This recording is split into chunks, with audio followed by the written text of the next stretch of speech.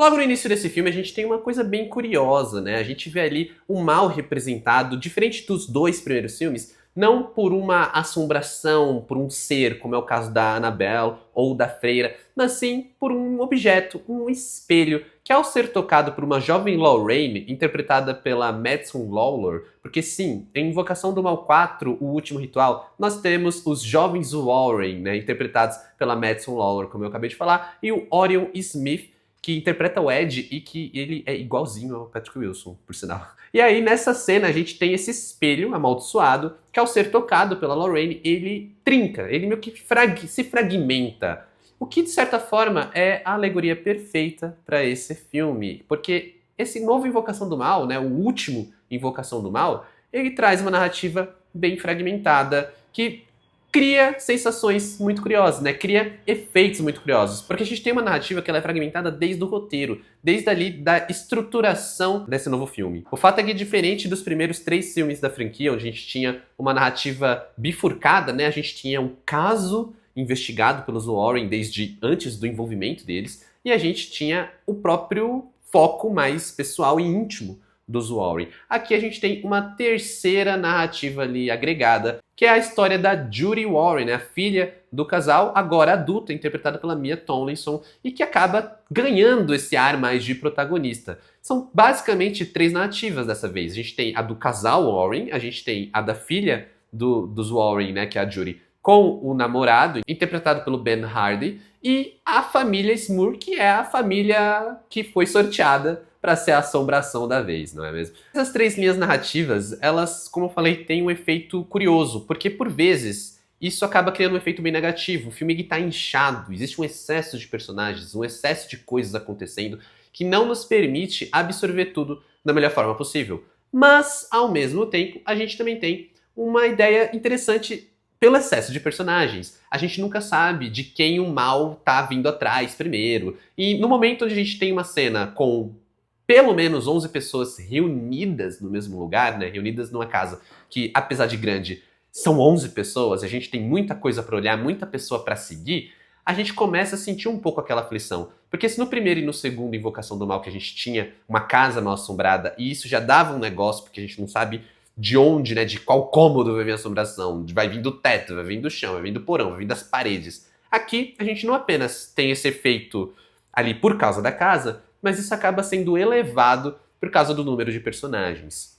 Isso significa então que Invocação do Mal 4 recuperou a qualidade da franquia, né? O Michael Chaves ele se encontrou magicamente e ele finalmente elevou o nível de terror para entregar um desfecho completamente digno para a quadrilogia Invocação do Mal. E se você parar para pensar no Invocaverso com seus altos e baixos, não. Ainda é um filme que ele tem vários probleminhas e ele ainda está muito limitado pelas mãos do Michael Chaves, que não é um bom diretor de terror, convenhamos, né? Eu já meti o pau nele ali. Quanto pude falar mal dele, eu falei mal no vídeo que eu fiz sobre o terceiro Invocação do Mal, que infelizmente foi parar nas mãos desse sujeito.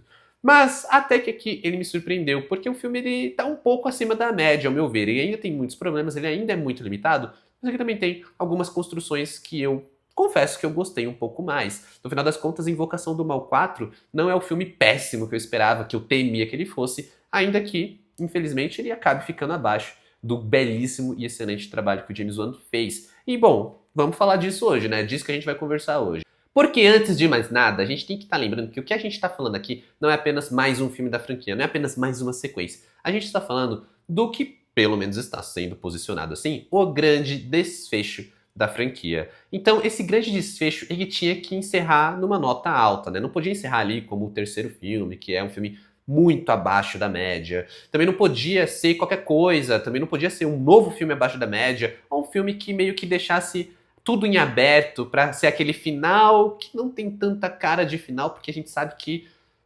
meio que tá no improviso, como foi, por exemplo, o último Missão Impossível, que na minha cabeça ainda não entrou que esse vai ser o último filme, sabe? Eu acho que eles ainda podem inventar um novo Missão Impossível, a última Missão Impossível, porque a gente sabia que aquela produção, ela não estava sendo tratada como o último filme, né? Ela era a parte 2 de uma trama que meio que no meio do caminho eles mudaram o título e começaram a vender como o último filme, diferente de Invocação do Mal 4, que desde o começo tá ali girando em torno do nosso caso que fez os Warren se aposentar. O último caso mais macabro dos Warren, que, bom, também não chega a ser nada disso, mas pelo menos ele tá se comportando nessa lógica de, sim, vamos posicionar esse aqui como o caso final, o desfecho para a narrativa de Ed e Lorraine Warren. Então é um filme que, pelo menos, ele tenta prestar um respeito aos personagens que protagonizam essa história.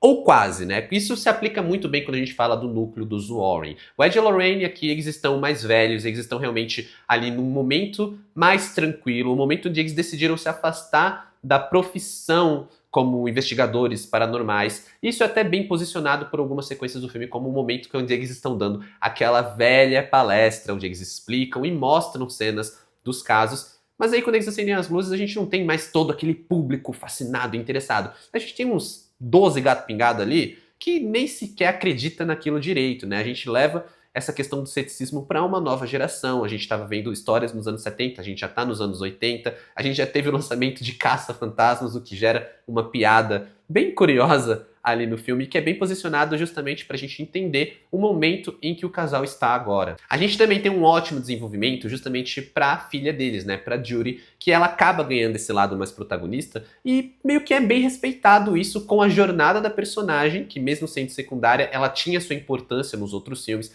como por exemplo a sua relação ali com a Annabelle, né, a que sempre assombrou ela, desde o primeiro filme a Annabelle tá assombrando a menina, e depois a gente vê também ela enxergando a freira. Então tem todo esse lance de que ela herdou esse lado paranormal da mãe dela, e esse filme é o que mais traz isso de uma maneira direta, e sempre respeitando essa lógica de que sim, esse filme precisa ser o final, esse filme precisa falar sobre o legado, e precisa dar aquele desfecho, ainda que deixando claro que os Warren, eles tiveram coisas para contar depois, né? Não é à toa que a gente tem o lançamento dos livros dos Warren, que até se torna uma referência bem colocada aqui, já que esse filme ele tenta muito se basear nisso, nesse sentimento da referência, esse sentimento do respeito, do legado para o fã. Mas se a gente deixa um pouco o fã de lado, se a gente deixa um pouco esse lado de acompanhei todos os filmes, né? Eu cresci vendo esse filme, a franquia de terror da minha geração, se você deixa isso de lado, Invocação do Mal 4 acaba perdendo muito fôlego justamente pelo caso da vez, né? O caso de terror da vez que acaba não sendo tão interessante. Aqui a gente tem o caso da família Smoor,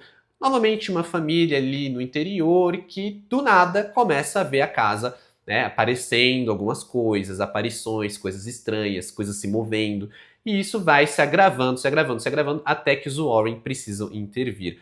Aqui, toda a narrativa ela tem uma construção diferente justamente porque os Warren eles estão fora da profissão dessa vez, né? Se antes eles tinham motivos pessoais ali para não se envolverem, ou porque o Ed não queria que a Lorraine se envolvesse, como no primeiro filme, ou porque no segundo filme a própria igreja tá dando uns passos para trás por causa do circo midiático que se tornou o MTV. E aí no terceiro a gente tem o Ed sendo fragilizado pelo infarto, e isso meio que também volta nesse filme de uma maneira mais direta, mais importante, mas a gente tem esse fato simples de que eles estão simplesmente aposentados, eles já não estão mais investigando, e eles não querem se envolver. Mas aí o Michael Chaves ele tem um grande problema justamente na hora de fazer a questão de desenvolvimento dramático para o lado familiar, no caso do núcleo dos Smoor.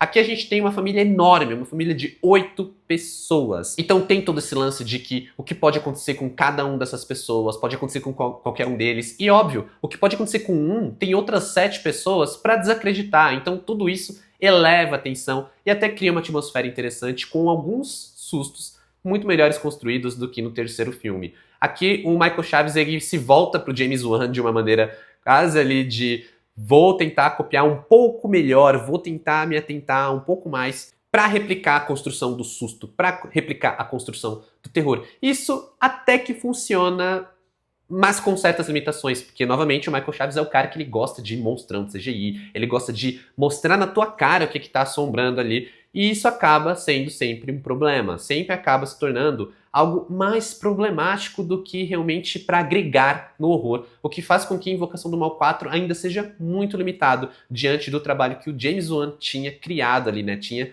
estabelecido nos 2 primeiros filmes da franquia. E lembrando que se você está curtindo esse conteúdo, vale dar um like no vídeo. Se você é novo por aqui quem fala é o Ada, sejam bem-vindos. Aproveita para se inscrever, não esquece de se inscrever para ver tudo que eu estou lançando aqui. Se você quiser saber tudo que eu estou assistindo ou quiser trocar uma ideia, me segue nas outras redes sociais, está aqui na tela e os links na descrição do vídeo. Bora aí falar de Invocação do Mal 4, dirigido novamente pelo Michael Chaves, diretor que acaba perdendo a mão em alguns momentos, ainda que ele crie outros momentos bem legais de terror. A gente tem aqui uma cena numa sala de espelhos que eu acho muito interessante, muito inventiva, porque é justamente o que eu gosto no terror dos primeiros Invocação do Mal, que é aquela construção um pouco mais vagarosa, um detalhe na cena que você nota acontecer. E tudo isso até, claro, desembocar no famigerado jump scare. Tava acabando minha luz, mas já acendi. Não se preocupe, não é nenhuma assombração. Assim eu espero. Mas enfim, tem algumas cenas ali que eu acho que são um pouco mais inspiradas. Nessa cena do espelho é mais legal. A gente tem outros momentos ali onde a gente tem um momento bem emblemático de uma das crianças vomitando pedaços de vidro. Eu acho que essa cena ela é muito chocante. Ela só me irrita por um motivo, porque a gente tá falando desse momento de uma cena que ela traz a destruição de um totem assombrado, digamos assim. Uma coisa que o filme, né, Os Invocação do Mal deixam muito claro desde o primeiro filme é que aqueles objetos que existem no Museu dos Warren estão lá por um motivo. Eles não podem simplesmente serem destruídos porque aquele mal que está contido ali é melhor estar contido lá do que simplesmente desapegar do objeto. E a gente finalmente tem um momento, finalmente a gente tem um filme que mostra uma cena onde a gente tem um desses totens sendo destruídos. E isso meio que se limita a uma cena, porque logo em seguida o objeto está de volta lá e meio que se limitou a ter um bom momento, pelo menos é um bom momento de terror, mas fica por isso mesmo. Agora, o que me incomoda muito é uma certa mania não só de criar uns monstros gigantes, uns monstros exagerados de CGI. Esse filme até a Annabelle se tornou uma coisa diferente, né, diferenciada. Eu até estava imaginando que poderia acontecer algo diferente, mas o que eles fazem com a Annabelle chega a ser vergonhoso. Na verdade, são vários momentos do filme que geram mais risadas do que realmente tensão. E o diretor ainda por cima tem uma mania péssima para coroar tudo isso, que é de falar mais do que mostrar, né? O cinema é uma mídia visual, e então você não fala o que você pode mostrar, e aí ele faz o contrário. Ele fala de coisas que ele poderia ter mostrado, como por exemplo, uma pessoa que foi atirada da escada, né? Nossa, o que aconteceu? Ai, ela tava na escada e ela foi jogada da escada. Por que a gente não tem essa cena? Por que a gente só tem esse diálogo, sabe?